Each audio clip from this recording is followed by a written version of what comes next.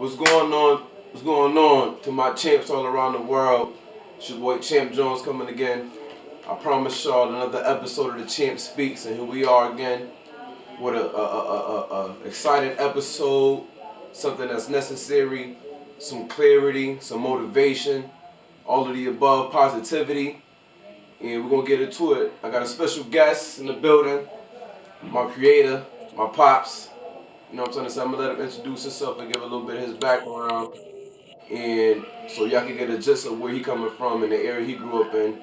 And the topic today, before we begin to all that, the topic today is going to be bridging the gap and building bonds between brothers.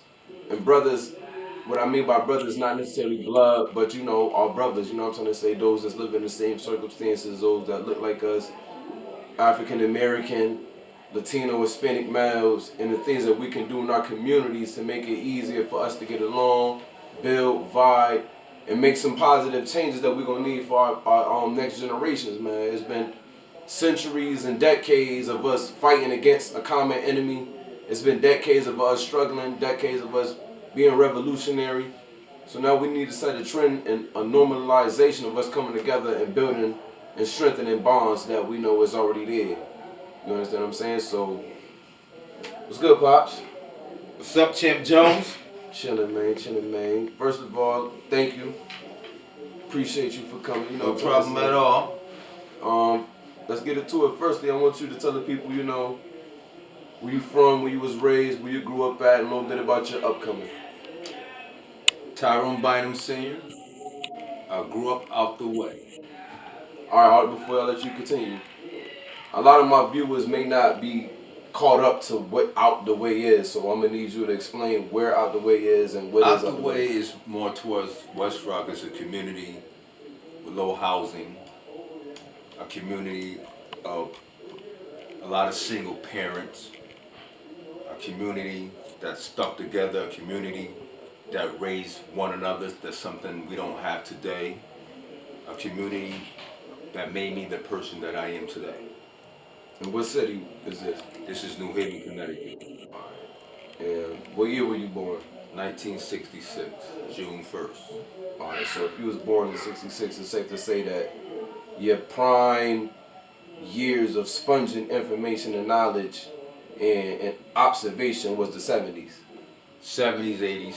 '70s, '80s. Alright, so not only just as your son, just as a younger brother that's curious to know, from your time growing up from the '70s and early '80s, what have you seen has changed dynamically in inner city communities, especially with young black males? What has changed as far as brotherhood from the '70s to now, in your perceptional opinion? Well, my opinion is the difference between now and then, there's no guidance. Back then, every family, whether you related or not, took the time and raised every child like if it was in a village. So if you did something wrong, if I didn't know about it, my neighbor is going to get you before I even get you, and they're going to tell me about it.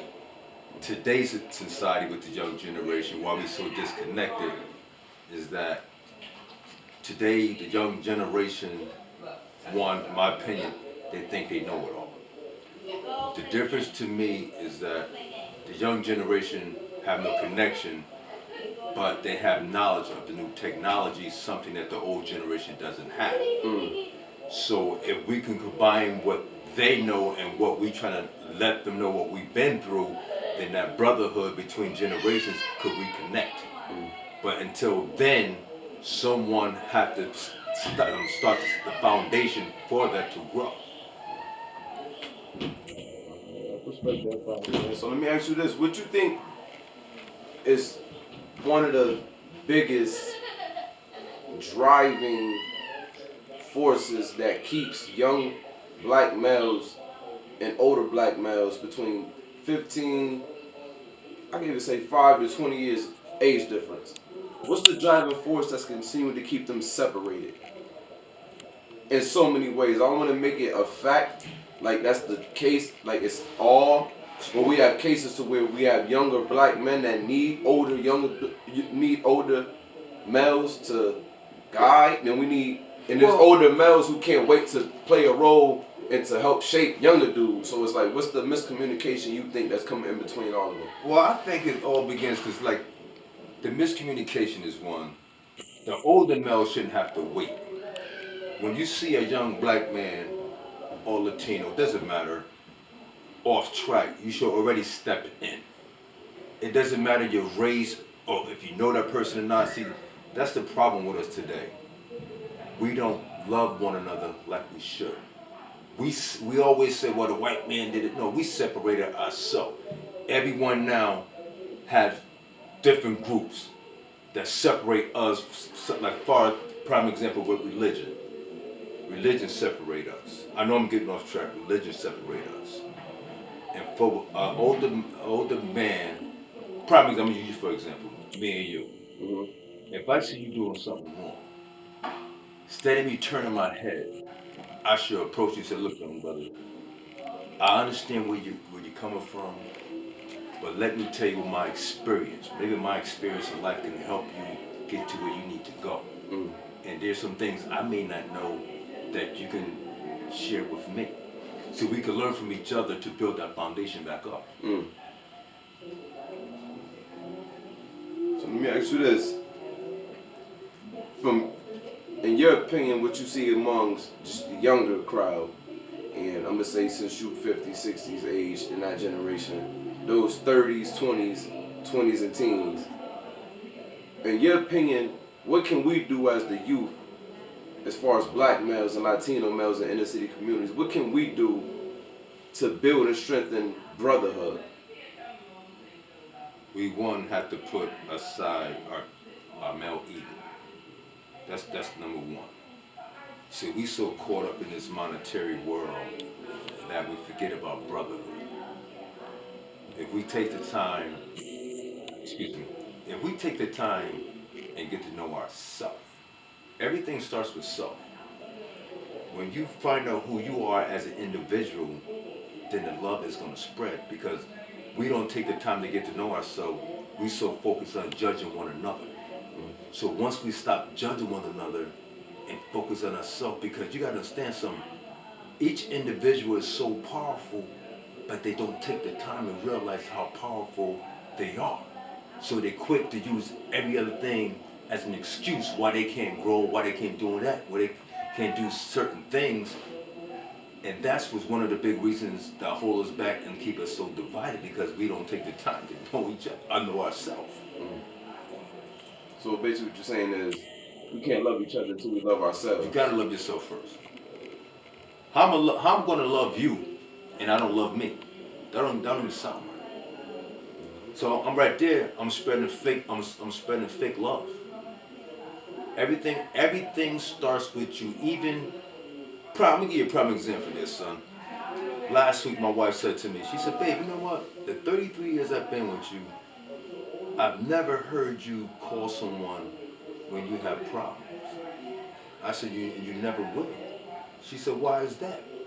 I said, "If I have a problem, I gotta solve my problem. If I'm gonna ask someone for their opinion about my problem and I take their advice, what I'm gonna do? Oh, well, you told me to do that. No, no. I'm gonna solve anything that comes my way. Mm. So for me doing that, maybe the next generation could see where I'm coming from and do the same thing. Because everything, like I said, it sounds like I'm repeating myself. Everything starts with you. That's the bottom line. So let me ask you this. And I believe it's 95 or 94, if I'm not mistaken. 94, 95. What year was the Million Man March? 94, 95, right? I think it was 94. 94, right there. I remember it was the day of the Million Man March. I was waking up, or got woken up, because I thought I was getting ready to go to school. And you said, no, where you think you're going? You're not about to go to school. You about to stay home today, and you about to watch the Million Man March. I didn't know what that meant. I was like, shit, I don't gotta go to school. I get to stay home, and I get to play the game. Lo and behold, I was still home, but I didn't play the game. I sat there, and my father made me watch the Million Man March. So I didn't go to school that day. Whatever, if y'all go back and look at whatever day that fell on in that day, I didn't go to school that day. My father made me stay home and watch the Million Man March. So I remember watching the Million Man March. Do you think we can have a 2 million man march in this day and time?